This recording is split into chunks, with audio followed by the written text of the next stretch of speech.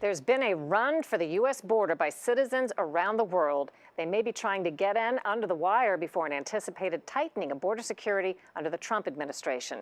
The Department of Homeland Security says immigration detention facilities are already overflowing as they face this new influx. In August, there were 37,000 people known to cross the southern border illegally. In September, there were 39,000. In October, 46,000. We recently spoke to Congressman Henry Cuellar of Texas about the new alarming numbers. He represents a district that bears a lot of the brunt of the surge. I've looked at the numbers you've given me, and it looks like in many categories there's a big uptick in illegal immigrants crossing the border. Especially the unaccompanied kids, family units coming in from Central America. Back last year around this time, I had said that we had to look at these numbers because they looked like they were increasing. In the 2016 fiscal year, more than 408,000 illegally entered the southern border. That includes over 59,000 children under 18 who came without parents or guardians. Most of the youth crossed in through Congressman Henry Cuellar's district, which includes Laredo, Texas. I also look at these numbers, and there's been a big influx in Haitians coming into the U.S. illegally. I think what's happening now is people are realizing that all you have to do is get to the southern border and just claim asylum, refugee, or credible fear. Then they'll process you, give you the notice to appear, then you wait 3-4 years for a court hearing, and that's why you got Haitians, you got other people. In 2015, only about 339 Haitians were taken in by Border Patrol, but in 2016, that number skyrocketed. 5,000 Haitians illegally entered through California alone. I think you know that it's right now the emergency situation that I'm aware of is actually on a California border with some 4,000 Haitians there.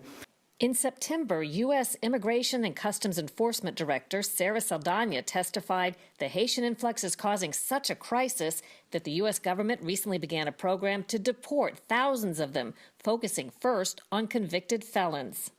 I just was in the Central American region and heard from a number of those countries, El Salvador, Honduras, and Guatemala, that they're aware of, with their communications with their fellow governments in South and Central America, of 40,000 Haitians who are en route to the United States. In 2016, the Border Patrol also took in nearly 200,000 Mexicans who entered illegally, 75,000 Guatemalans, 72,000 from El Salvador, and 53,000 Hondurans. There's countries from all over the world, and not only Mexico and Central America. So it's a UN because type of diversity, if I can say that. Cuellar questions why U.S. tax money provided to Central America to keep so many from fleeing hasn't been used. If you remember, about a year ago, the Congress, myself, Kay Ranger, and other folks, we added $750 million to help the Central America countries address some of the issues. A year later, they've only allotted out $23 million as of a week ago. We gave them the money. They should have had a plan to allocate these resources. Problem is, $750 million for Honduras, Central America, Guatemala, where most of the kids and family units are coming in. And as the numbers are rising, we still haven't done anything with those resources. Cubans who get automatic legal status and benefits under Cold War policy are also crossing the southern border in huge numbers. In 2014, 23,000 Cubans entered the U.S. In 2016, that number more than doubled to 55,000. There's also an uptick in illegal entries via Mexico by people from Pakistan, which some consider a state sponsor of terrorism. The Border Patrol took in 31 Pakistanis in 2014, but more than 300 this year.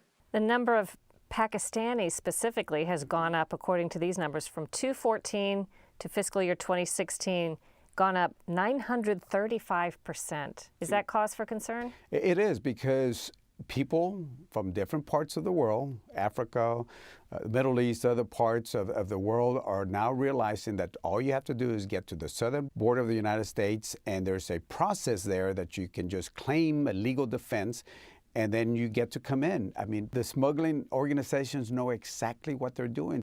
A lot of people say these poor people come to the U.S. for hope. They need refuge. Why should we turn anybody away? You know, we're a very generous country, very giving country, and you know, I wish we could save the world, but unfortunately we cannot save the world. And people are coming in and overloading the system, but realistically, what can we do under the legal system? Or in my opinion, I think we need to change the immigration system to make it work better and address some of these issues. What do you think might be on the horizon for your district and for the U.S. southern border under a Trump administration? You know, I think, with all due respect, I think he was using a lot of political rhetoric to gain some of those votes.